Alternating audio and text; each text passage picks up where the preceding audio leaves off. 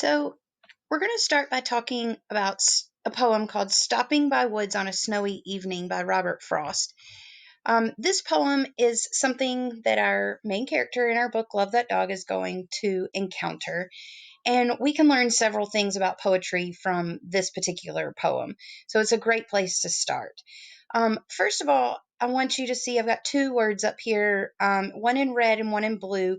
The red word is called stanza.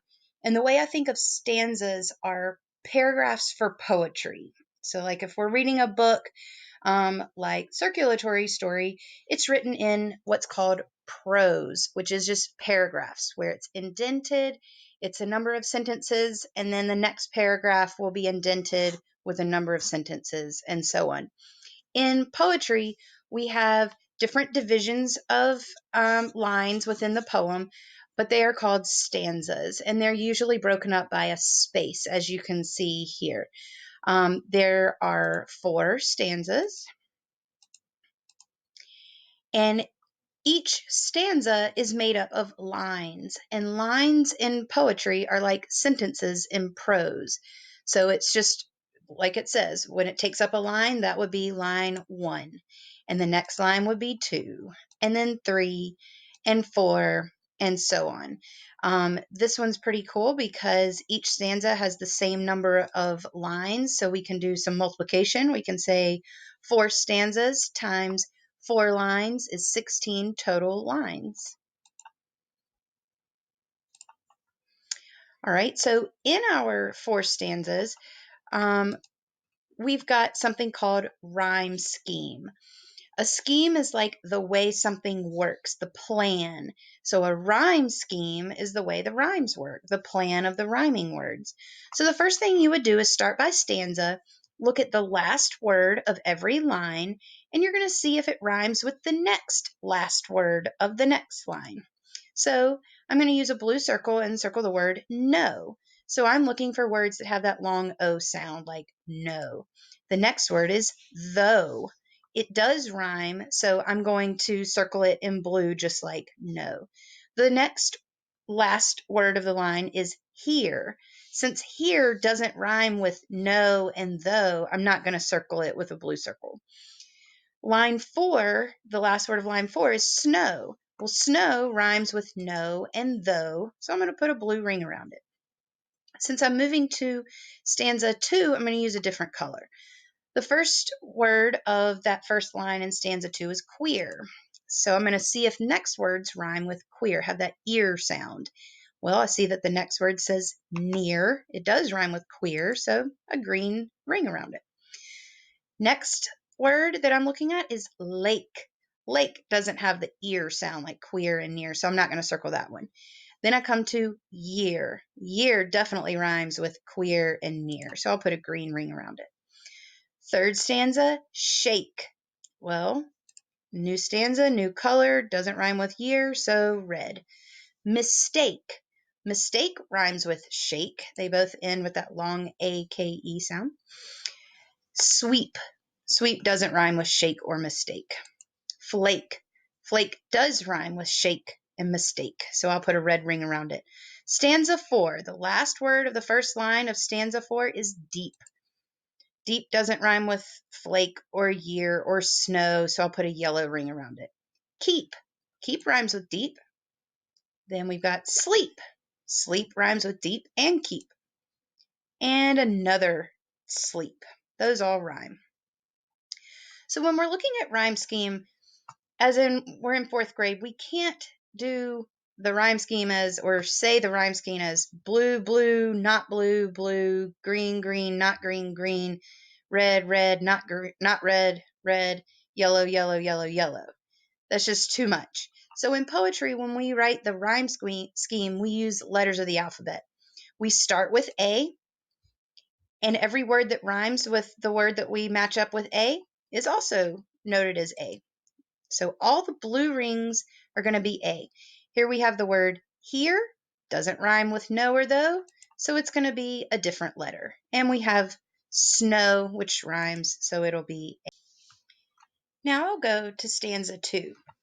The first line of stanza 2 ends with the word queer. I know that I heard a word with the ear sound from stanza 1, here. So I'm going to match it up with a green ring. We also labeled that B for the rhyme scheme since it didn't match the A words, no, though, and snow. So now I'm going to change that B just so it helps me to a green B so it matches the green rings. So I know that queer is a B word. Near is also in the same family, so it is also labeled a B. Then we have lake. Lake doesn't rhyme with queer, near, or here, or no, though, and snow. So I'm going to give it the next letter in the alphabet. We've used A, we've used B, so lake gets C. Then the last word of the last line of stanza 2 is year. Year rhymes with queer, near, and here, so we'll label it B. So far our rhyme scheme would be listed as A, B, B, B, C, B. Stanza 3. The last word of the first line of stanza 3 is shake. Shake doesn't rhyme with year, near, queer, or here. It also doesn't rhyme with no, though, or snow. It also doesn't rhyme, or it does rhyme with lake, though, which we labeled C. So we'll give that one a red ring. We know that lake is C, so we're going to make C red just so it goes with our color scheme. And shake is also C. Mistake is also going to be C.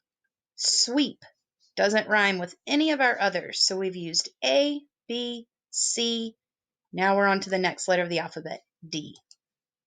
So any word ending in eep is going to be denoted with D. Last word of the last line of stanza 3 is flake. Flake rhymes with mistake and shake and lake, so it is labeled with C. So there we have C. So far, our rhyme scheme would be written A, B, B, C, B, C, C, D, C. And now we have deep.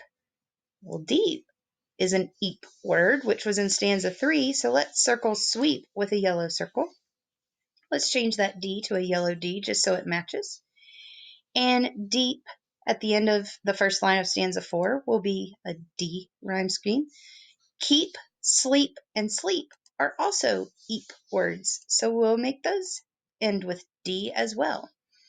So our entire rhyme scheme for this stopping by woods on a snowy evening is A, B, B, C, B, C, C, D, C, D, D, D, D. We have just learned about a lot of properties and characteristics of poetry. To recap, we've learned about how this poem is structured. Another word, excuse me, for structure is built, how something is built. So just like a building can be built, or Legos can be built, cars can be built, so can poems. We build these using lines, which turn into stanzas. We know that a group of lines is a stanza. A stanza is divided by an extra space, and we tally the number of lines throughout the whole poem. We also learned about rhyme scheme, how it follows a pattern. We use letters of the alphabet instead of numbers. We use numbers for lines and stanzas. We use letters of the alphabet for rhyme scheme. If one word rhymes with another word, then they should have the same letter. It's just like a pattern with colors, but it's a lot easier to write it out if we're just using letters. We'll learn a lot more about poetry in the coming week.